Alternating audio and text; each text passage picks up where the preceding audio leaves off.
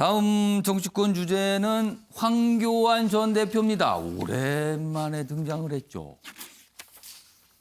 패장 황교안 1년도 안 돼 컴백. 그런데 달갑지 않은 야권. 지금 여기서 야권이 국민의힘을 말하는 것 같아요. 야만의 정치 끝내야. 사실상 SNS 글을 통해서 정계 복귀 선언을 했어요. 근데 당 안팎에서 이거 보궐선거에 부정적 영향을 줄까 우려를 하고 있답니다. 왜 그런가 하면 외연 확장 상황에서 등판 시점 이거 부적절해 보입니다. 뭐 이런 반응이 나오고 있어요. 자, 그럼요. 이와 관련된 영상부터 좀 확인해 보겠습니다.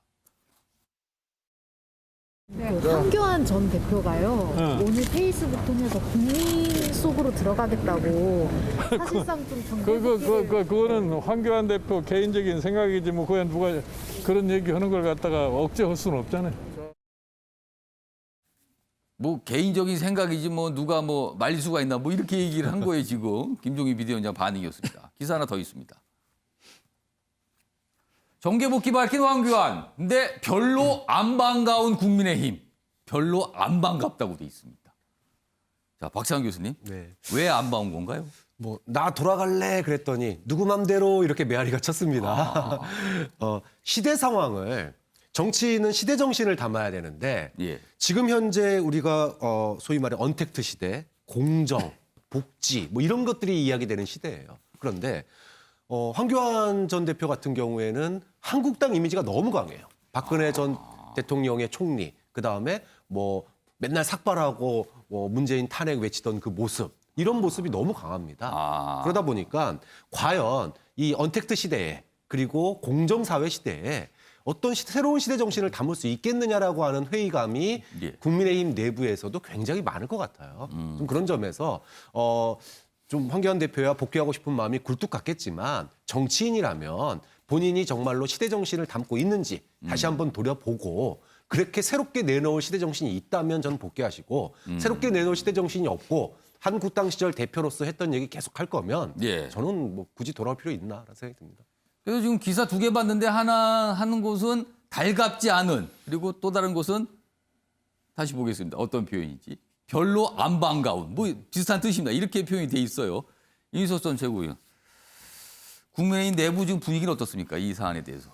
저는요, 제가 개인적으로 같이 일해봤던 정치인 중에서 황교안 대표 제가 최고위원으로서 같이 일해봤는데 굉장히 예. 인품이 훌륭하신 분이고요. 저는 기본적으로 정치를 할 수 있는 자질이 있는 분이다 이렇게 봅니다. 다만 지난번에 어떤 상황 속에서 보여주신 모습이라는 것이 사실 유권자들에게 본인도 총선에서 낙선하기도 했고요. 안 좋게 비춰진 부분이 있었기 때문에 굉장히 달라진 모습을 많이 보여주셔야 되는 건 사실이다. 특히 정책적인 면이나 지향점에 있어가지고 새로운 방향을 제시하실 수 있다면은 저는 이번에 뭐 정치 복귀하시는 것에 국민들이 환영을 할 것이고요. 만약 그때와 비슷한 정치적 기반, 예를 들어 뭐 기독교라든지 강경보수라든지 이런 쪽에 지지를 받는 어떤 제한된 그런 활동을 하신다 그러면은 저는 다소 좀 우려가 있다. 당내에서 그렇게 보고 있습니다. 조건을 다셨네요. 지금 조건을. 복귀의 조건. 예, 우회적으로 얘기했는데 제가 보기에는 아마 윤석열 총장이 등장하고 그동안 어차피 유력 주자가 없었잖아요. 윤석열 총장의 등장이 저는 아마 1번이라고 봐요. 영향을 미친. 본인보다 복귀를 하게 그렇죠. 복귀 결심을 윤석열 하게 된 이유 총장은 중에 하나가 검찰총장밖에 안 했지만 법무부 장관하고 총리하고 어찌 보면 저 대통령 권한대행까지 했잖아요. 내가 더 높은데 내가 더 할 수 있을 것 같은데 이 생각을 안 할 수가 없죠. 왜냐하면 검찰 후배에서 그랬으니까. 근데 지금 얘기처럼 사실은 정광훈 목사와의 뭐 광화문 집회라든지 아니면 보수 유튜버들을 뭐 국회로 진입시키고 이러면서 사실은 어찌 보면 완전히 망가진 거거든요. 근데 저는 거기서 벗어났을까라는 생각이 들어요. 지금 얘기하는 거 보면 굉장히 말이 거칠고 그 당시에 썼던 말 그대로 쓰고 있거든요. 그래서 아마 저는 앞으로의 행보도 눈에 보여요. 아마 정광훈 목사를 만나는 사진 찍는다든지 아니면 뭐 민생 투한다 그러지만 관심이 없으면 아마 제가 보기에 어떤 뭐 유튜브 방송에도 나갈 수 있고 왜냐하면 그것에서 벗어나지 않고서 새로운 걸 제안할 수 있을까 이런 생각이 들어요. 예, 유영걸 전 대표님. 뭐 정치 참여는 뭐 개인의 자유죠. 근데 저는 두 가지를 꼭 자신한테 물어보라고 권하고 싶어요.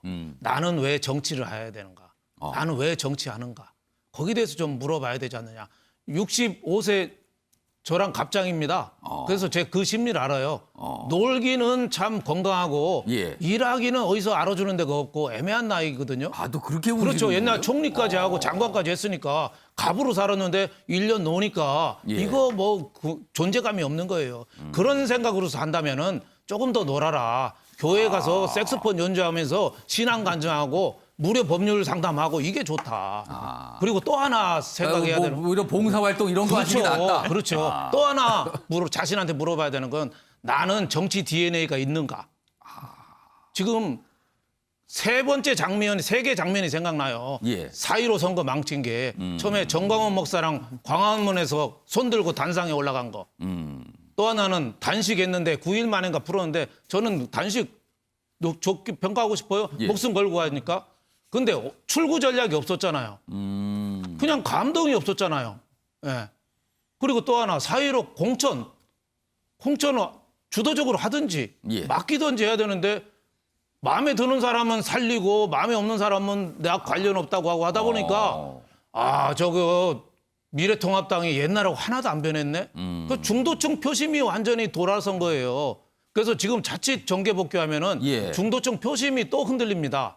그래서 꼭 복귀하고 싶으면 내년 대선 끝나고 내년 3월 이후에 좀 복귀하시라고 이렇게 좀 권하고 좀 싶습니다. 더 시간을 가지시라. 뭐 이런 네. 조언으로 들립니다. 예, 이준석 전 최고위원. 제가 방금 전에 그래서 황 대표께서 SNS에 올리셨다는 그 내용 확인해 보니까 어떤 겁니까? 백이종군 첫 행선지로 부산을 찾았다. 이곳 부산은 북한의 침공 속에서도 자유 대한민국을 지켜낸 최후의 보루였다라고 의미를 부여하셨거든요. 이건 좀 아닌 것 같습니다. 제 생각에는. 그러니까 달라진 모습은 아닌 것 같습니다. 네, 좀 아쉽습니다. 많이. 북한 침공 아쉽다고 이러면요. 지금 또 표현하셨네요. 군대 문제 나와요. 아니, 뭐 했어요? 군대 안 가고 이 얘기 나오거든요. 그러니까 제가 보기에는 예. 제가 보기에는 아직 감은 아닌 것 같아요. 네 분 말씀 차례로 들어봤는데 반응이 그렇게 호의적이지는 않네요. 지금 네 분 말씀 들어보니까요. 아무튼 뭐 이런 지금 내용이 좀 다뤄지고 있습니다.